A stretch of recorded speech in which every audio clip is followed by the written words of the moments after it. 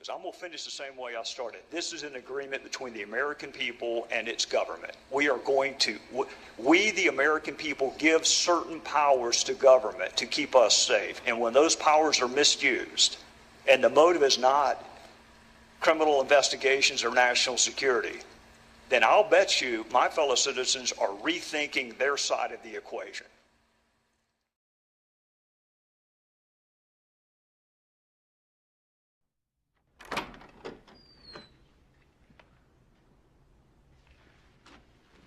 Hey, kids. How you boys doing? Mr. Gowdy's recognized. Thank you, Mr. Chairman. Director Comey, we will begin this line of questioning, then we'll finish it the next round. FISA and other similar related counterterrorism programs have been described even this morning as vital, critical, and indispensable to our national security. And many of us on both sides of the aisle believe FISA and similar counterterrorism programs prevent terrorist attacks and save American lives. But FISA and other surveillance programs are intentionally designed to preserve the privacy of U.S. citizens. They are intentionally designed to ensure the information is collected and used only for legitimate national security and criminal investigative purposes. There are statutory safeguards. There are warrants based on probable cause. There is a FISA court that is involved. There are audits on the back end, and we think so highly of this material. It is a felony punishable by up to 10 years in federal prison to unlawfully disseminate it. All of this was done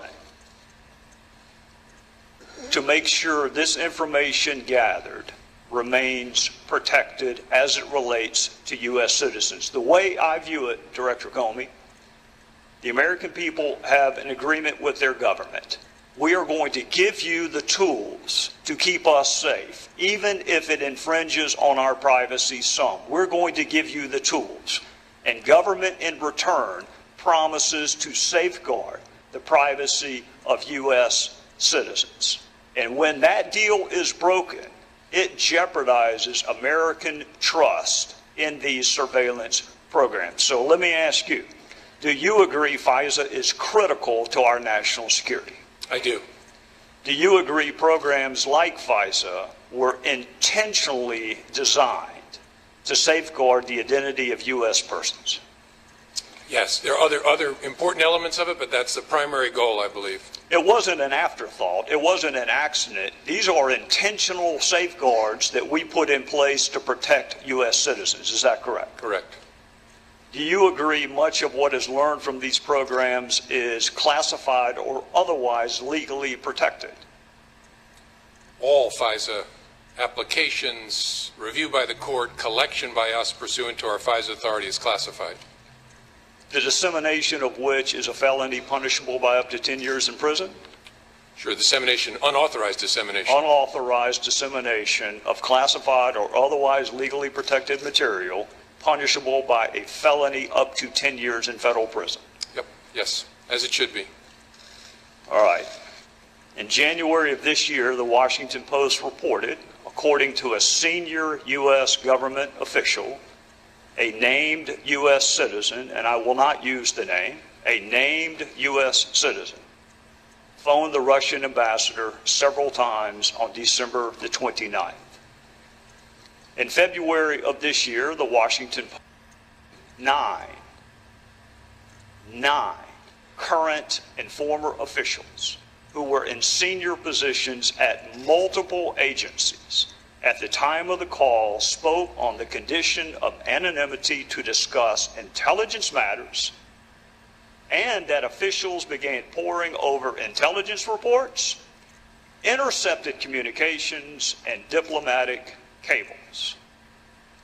In February of this year, the New York Times reported a U.S. citizen, whose name I will not use, discusses sanctions with the Russian ambassador in a phone call, according to officials who have seen a transcript of the wire-tapped conversation.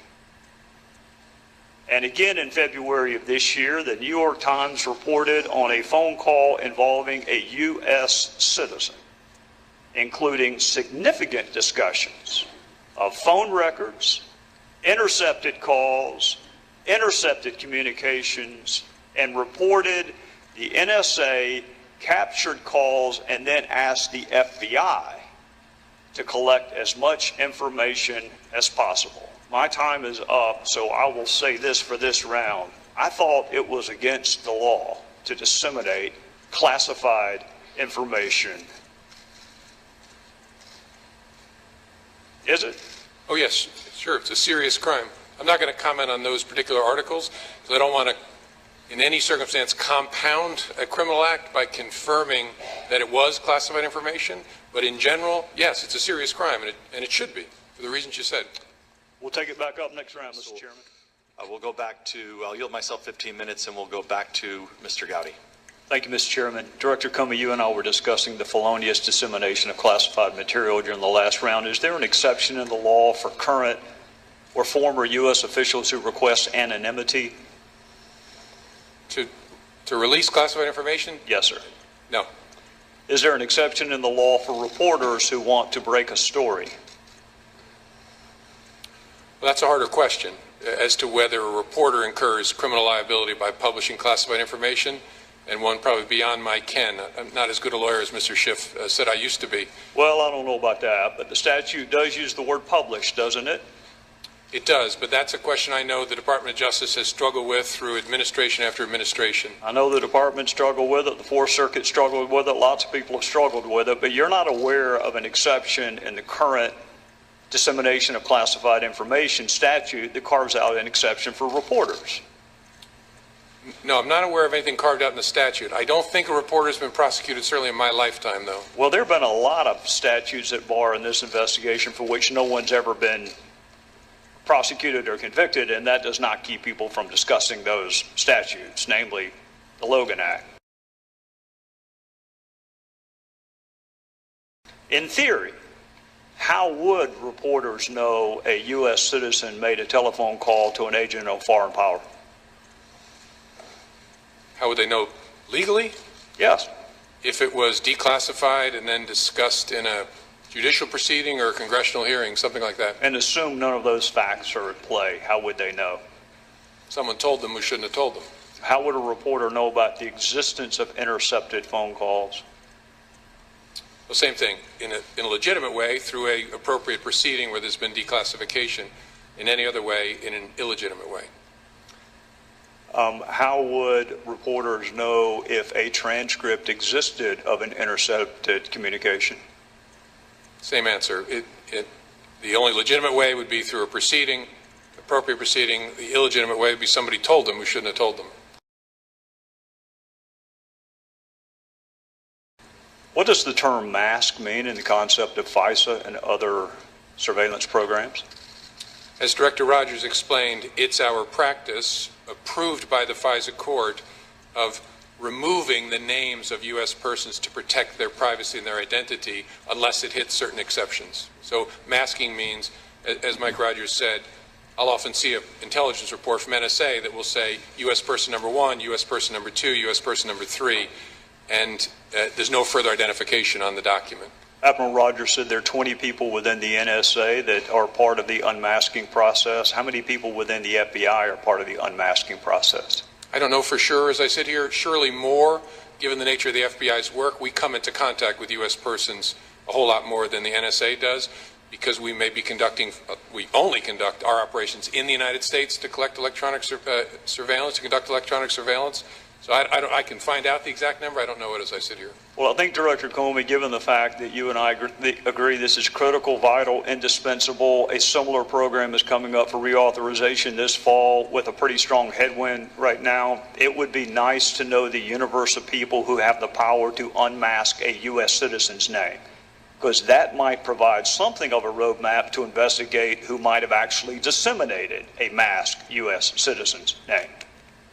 Sure, the number is relevant, but what I hope the American people will realize is the number is important, but the culture behind it is, in fact, more important. The training, the rigor, the discipline.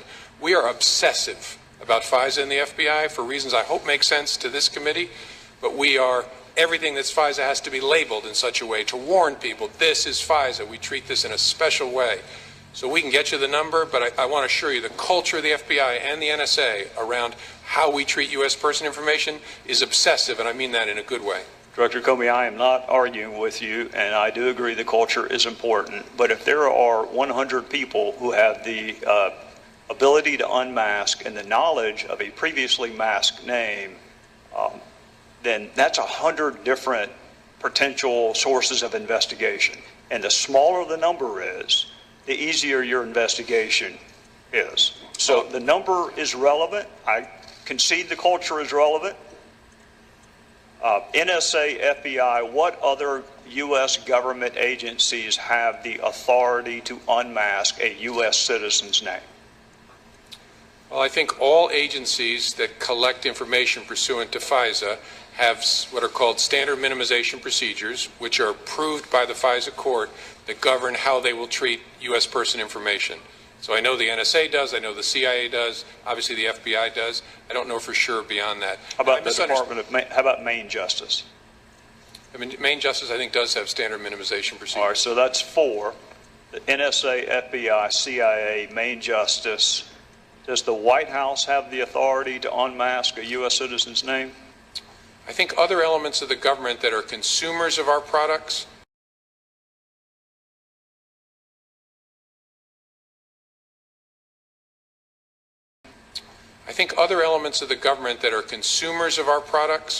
can ask the collectors to unmask. The unmasking resides with those who collected the information.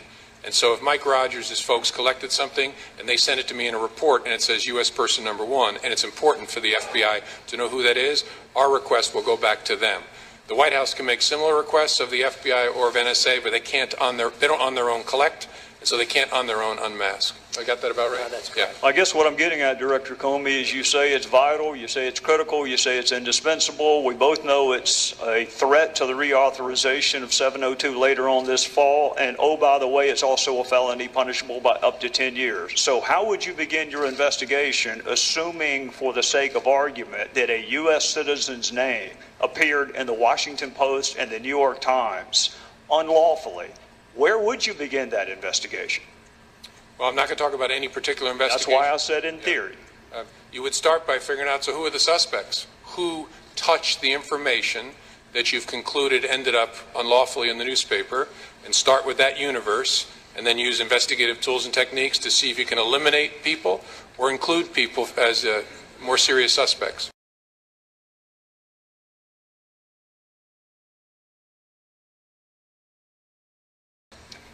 Do you know whether Director Clapper knew the name of the U.S. citizen that appeared in the New York Times and Washington Post? I can't say in this forum because, again, I don't want to confirm that there was classified information in the newspaper. Would he have access to an unmasked name? In some circumstances, sure. He was the Director of National Intelligence, but I'm not talking about the particular. Would Director Brennan have access to an unmasked U.S. citizen's name? In some circumstances, yes. Would National Security Advisor Susan Rice have access to an unmasked U.S. citizen's name? I think yes, in general, and any other National Security Advisor would, I think, as a matter of their ordinary course of their business. Would former White House Advisor Ben Rhodes have access to an unmasked U.S. citizen's name? I don't know the answer to that. Would former Attorney General Loretta Lynch have access to an unmasked U.S. citizen's name? In general, yes, as would any Attorney General. So that would also include Acting AG Sally Yates? Same answer. Did you brief President Obama on, well, I'll just ask you, did you brief President Obama on any calls involving Michael Flynn? I'm not going to get into either that particular case, that matter, or any conversations I had with the President, so I can't answer that. Well, Director Comey, there's been some speculation this morning on motive. I'm not all that interested in motive. First of all, it's really hard to prove. Secondarily, you never have to prove it. But I get that people want to know. I get the jury always wants to know why. I think you and I can agree there are a couple of reasons that you would not have to unlawfully, feloniously disseminate classified material. It certainly wasn't done to help an ongoing criminal investigation because you already had the information, didn't you? Gowdy! Gowdy! Again, I can't answer in the context of this particular matter. How about in theory? Is there something a reporter would have access to that the head of the FBI would not? It's hard for me to answer. I would hope not when it relates to the I would FBI. hope not too, since it's part of our surveillance programs. I would hope that you had access to everything as the head of the world's premier law enforcement agency. I would hope that you had it all. Gowdy! So if you had it all, the motive couldn't have been to help you because you already had it. And Admiral Rogers, the motive couldn't have been to help you because you already had it. So in the universe of possible motives for the felonious dissemination of classified material, we could rule out wanting to help the intelligence communities and the law enforcement communities. Those are two motives that are gone now. That leaves some more nefarious motives. Is the investigation into the leak of classified information, has it begun yet? I can't say because I don't want to confirm that that was classified information. Well, I don't want to quarrel with you, Director Comey, and I do understand that you cannot ordinarily confirm or deny the existence of an investigation. But you did it this morning citing DOJ policy given the gravity of the fact pattern. Would you not agree that surveillance programs that are critical, indispensable, vital to our national security, some of which are up for reauthorization this fall, that save American lives and prevent terrorist attacks, also rises to the level of important? I think those programs are vital, and leaks of information collected pursuant to court order under those programs are terrible, and as I said in my opening statement, should be taken very, very seriously. What I don't ever want to do is compound what bad people have done and confirm something that's in the newspaper. Because sometimes newspaper gets it right. There's a whole lot of wrong information allegedly about classified activities that's in the newspaper. We don't call them and correct them either. That's another big challenge, but we just don't go anywhere near it because we don't want to help and compound the offense that was committed. I understand that, Director Comey, and I'm trying really hard not to get you to discuss the facts at bar. But some of the words that appeared in this public reporting include the word transcript, which has a very unique use in the matters that you and I are discussing this morning. That is a very unique use of that word. Wiretap has a very specific meaning. The name of a U.S. citizen that was supposed to statutorily be protected is no longer protected. So some of this reporting, let's assume 90% of it is inaccurate. That other 10% is still really, really important. And to the extent that you can rely on the dates in either the Washington Post or the New York Times, we are talking about February of this year is when the reporting first took place. So we're a month and a half or 2 months into something that you and I agree is incredibly important and also happens to be a felony. So I'm just simply asking you to assure the American people, you've already assured them you take it really seriously. Can you assure them that it is going to be investigated?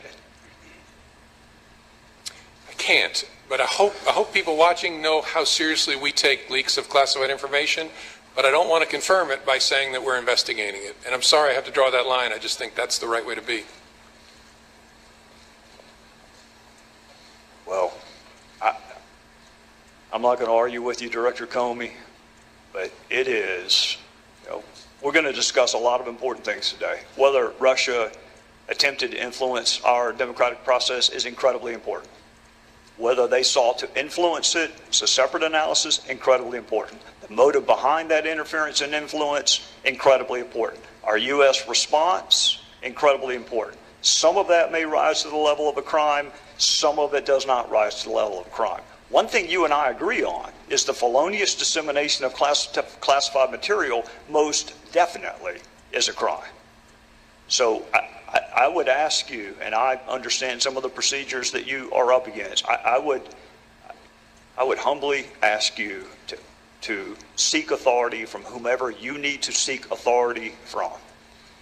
Because I'm going to finish the same way I started. This is an agreement between the American people and its government. We, the American people, give certain powers to government to keep us safe. And when those powers are misused, and the motive is not criminal investigations or national security, then I'll bet you my fellow citizens are rethinking their side of the equation. Because that U.S. citizen could be them next time. It could be you. It could be me. It could be anyone, until we start seriously investigating and prosecuting what Congress thought was serious enough to attach a 10-year felony to. With that, I would yield back, Mr. Chairman. Can I just add a response to what you said? I agree with you, Mr. Gowdy. Two things folks at home should know. First, an unauthorized disclosure of FISA is an extraordinarily unusual event, so be assured we're going to take it very seriously, because our trust with the American people and the federal judges that oversee our work is vital. And second, that this conversation has nothing to do with 702. Folks often mix them together. 702 is about targeting non-U.S. persons overseas. Pursuant to the FISA statute, the FBI can apply to collect electronic surveillance in the United States, but it's a different thing from 702. The conversation you and I are just having is about this, which is vital and important, but I just didn't want to leave folks confused. Director Comey, you are 100% correct, and I am 100% correct in saying that that is a distinction that doesn't make a difference to most of the people watching television. You are exactly correct. What we are reauthorizing this fall has nothing to do with what we are discussing, other than it is another government program where the people consent to allow government to pursue certain things with the explicit promise it will be protected. So you're right, they're different. But in the eyes of people watching, it is the U.S. government officials leaking the name of a U.S. citizen, and if it can happen here, it may happen there. Trust me, you and I both want to see it reauthorized. It is in jeopardy if we don't get this resolved. Gentlemen, our time's expired. I'll yield 15 minutes to Mr. Schiff. Follow up.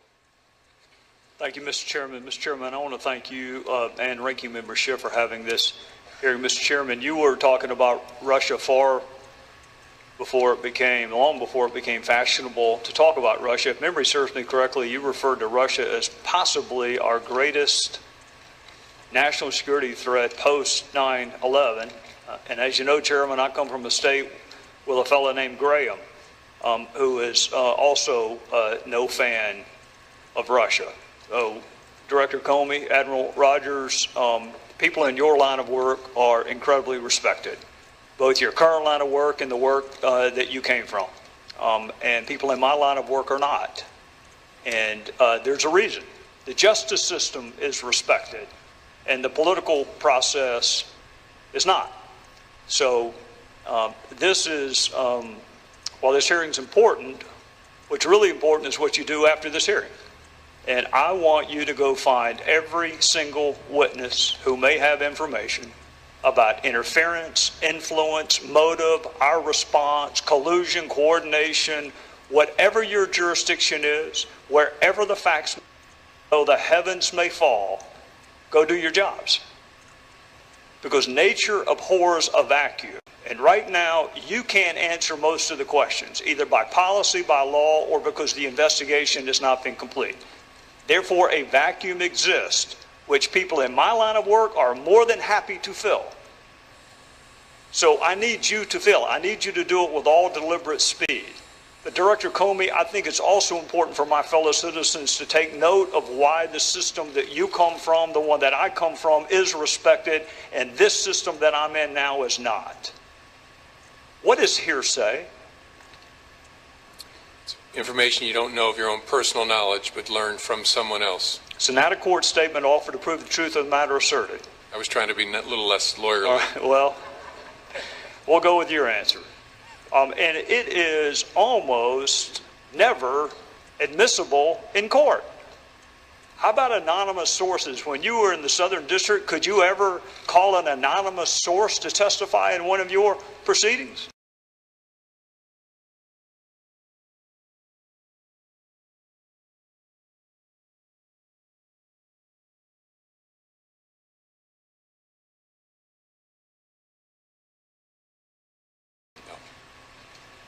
You couldn't even use hearsay unless there was some widely accepted exception.